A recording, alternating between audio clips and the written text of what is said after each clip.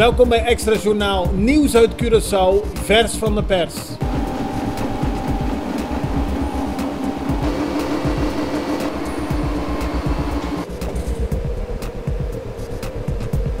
En dit is het nieuws van vandaag. Een 35-jarige agent van het zogenaamde Bike Team is gisteren aangehouden.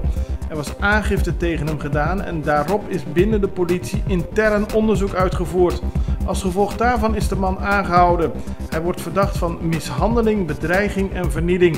De politie heeft de zaak verder in onderzoek.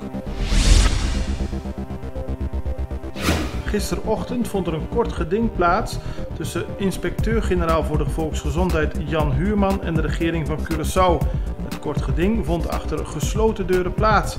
Huurman is met het kort geding begonnen omdat hij het er niet mee eens is een maand op non-actief te zijn gesteld. Dat gebeurde door minister Suzy Camelia-Royme van Volksgezondheid. De rechter heeft beide partijen gehoord en zal binnenkort uitspraak doen.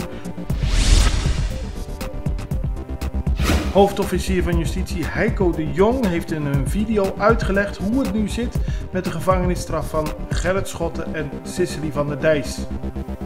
De gevangenisstraffen waartoe zij veroordeeld zijn, kunnen op dit moment echter nog niet ten uitvoer worden gelegd. Ze kunnen nu dus nog niet worden aangehouden en opgesloten. Dat komt omdat artikel 610 van het Wetboek van Strafvordering bepaalt dat het Openbaar Ministerie na de uitspraak van de Hoge Raad 8 dagen moet wachten met de tenuitvoerlegging van de straffen. Dit geldt niet alleen voor de heer Schotten en mevrouw van der Dijs, maar voor iedereen die onder de werking van onze wetgeving valt. Van der Dijs heeft inmiddels een gratieverzoek ingediend. Het is nog afwachten wat erop het antwoord zal zijn.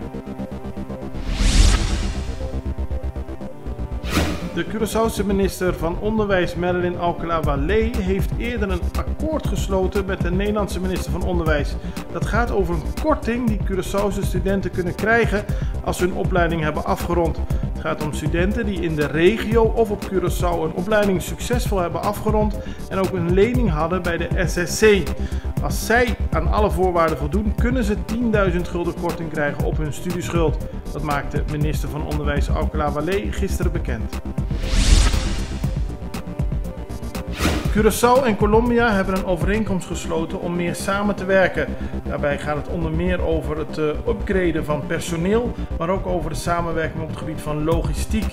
Dit gebeurde allemaal tijdens het bezoek dat het Koninkrijk brengt aan Colombia.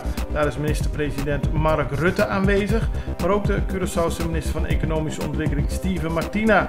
Doel is dat de landen samen kunnen gaan optrekken om de economie te verbeteren.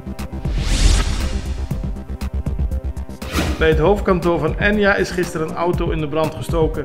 De bedrijfswagen heeft flinke schade opgelopen. Het is nog niet duidelijk wie ervoor verantwoordelijk is, maar er hangen camera's bij het kantoor en volgens de politie zullen die worden bekeken om erachter te komen wie hiervoor verantwoordelijk is.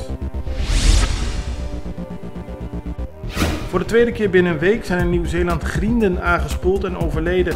Van de 80 tot 90 leven er ruim 50 niet meer, zo melden Nieuw-Zeelandse media vandaag. De dolfijnachtigen spoelden donderdag aan op de Chatham-eilanden. Dat ligt ten oosten van Nieuw-Zeeland. Maandag strandden er al 145 grienden op de zuidelijke Stewart-eilanden.